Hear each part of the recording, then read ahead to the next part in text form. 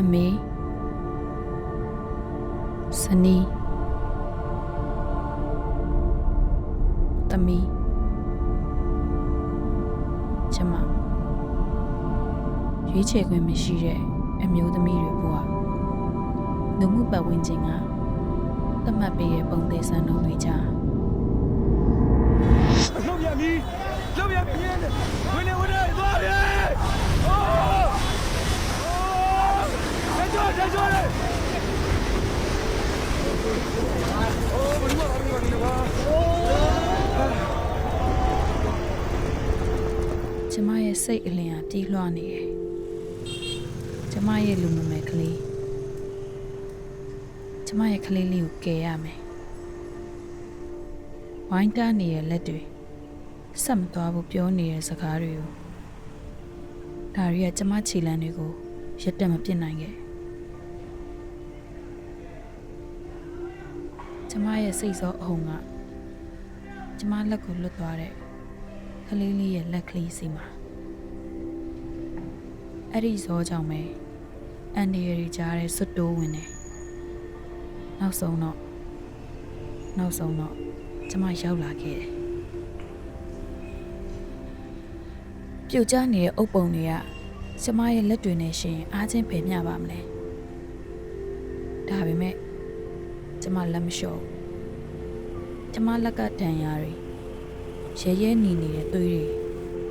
ဒါတွေကကျမအတွက်ပမှာပဲဘာဖြစ်လို့လဲဆိုတော့မိခင်တယောက်ဆိုတဲ့စိတ်ကကျမကိုခွန်အားတွေပေးနေလို့ပဲ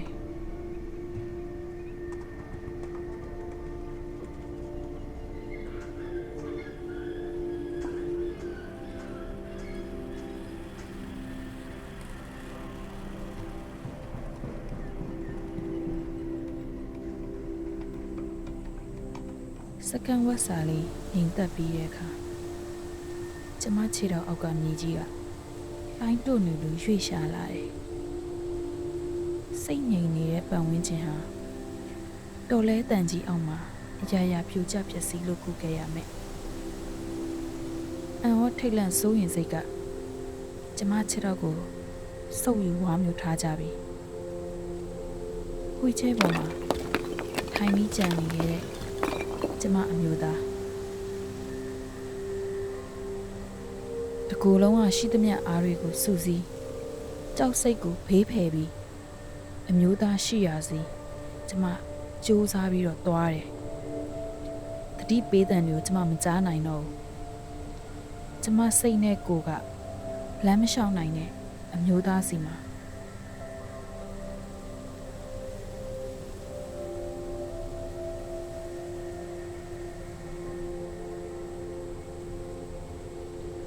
အပြက်စီးအကျိုးအပဲ့တွေအုပ်ပုံတွေမချိတင်ငယ်ရေရွတ်တန်တွေတောင်းမှန်တိုးရှိုးတန်တွေရုတ်တရက်ဆိုသလိုပျောက်ကွယ်သွားတဲ့ဘဝတွေကြားမှာကျမတွေ့လိုက်ရတာကအလင်းတန်းလေးတစ်ခုအလင်းတန်းလေးတွေကဟိုနေရာဒီနေရာကနေဆုလာပြီးတော့တဖြည်းဖြည်းကြီးထွားလာကြတယ်ဖေးမနေတဲ့မိခင်တွေရဲ့လက်ကိုချင်းစာမှုတွေနဲ့ဇနီးတဲ့ရဲ့ချစ်ချင်းနှစ်သိမ့်အားပေးမှုတွေရဲ့အမီးတွေရဲ့မေတ္တာအပျက်စီးတွေရဲ့အလယ်မှာလူသားချင်းချင်းဖွင့်ဖက်နေတဲ့အပြုံးတွေကဘိုးဝေဆဆာကိုကျမမြင်နေရတဲ့အလင်းတန်းတွေဟာကျမတို့ကိုယ်တိုင်ရဲ့မျှော်လင့်ခြင်းအလင်းတန်းပဲလူတွေကပြောကြတယ်သမိုင်းကအဲ့ဒီနေ့မှာပျောက်ကွယ်သွားခဲ့ပြီတဲ့ဒါမှန်ကောင်းမှန်ပါလိမ့်မယ်ဒါပေမဲ့သမိုင်းအသစ်တစ်ခုကိုတော့ကျမရှာတွေ့ခဲ့တယ်ရက်တန်ပြစ်ဖို့ငင်းဆန်နေတဲ့အကူအညီပေးနေတဲ့လက်တွေတယောက်ယောက်အသက်ရှင်လျက်ရှိနေပါစေဆိုတဲ့အဆက်မပြတ်ဆုတောင်းစကားတန်တွေရှင်ကျန်သူတိုင်းရဲ့နှလုံးခုန်တန်းကငါတို့ရှိနေသေးတယ်ဆိုတဲ့အားပေးစကားတွေဒါတွေကကျမရှာတွေ့ခဲ့တဲ့သမိုင်းအသစ်ပါပဲ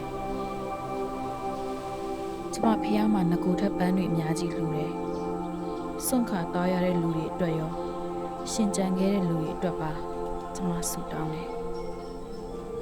အုပ်ပုံတွေကြားမှာတပ်ပယ်စွာရှိနေသေးတဲ့စီဒီတို့ဟာကျမတို့အားလုံးတန်မာဖို့ပြန်တီဆောက်ဖို့အမြဲအမှတ်ရနေဖို့နဲ့ရှင်သန်နေဖို့အတွက်တတိပေးစကားပါပဲမိတောက်တွေအုပ်ပုံတွေနဲ့ကျမတို့ဘဝတွေကိုမြေမြုပ်ပစ်ဖို့စူးစမ်းခဲ့တဲ့အရာတွေစီကကျမတို့ပြန်ယုံထပြီးရှင်သန်နိုင်ခဲ့ကြတယ်။မျောလင်းချက်ဆိုတာအကြောင်းတရားထက်ပိုစွမ်းအားကြီးတယ်လို့ဘဝဆိုတာကလည်းရှင်သန်မှုအခွင့်အလမ်းကိုအမြဲရှာတွေ့နေမှာပဲဆိုတာကိုကျမယုံယုံကြည်ကြည်နဲ့ပြောလိုက်ချင်ပါတယ်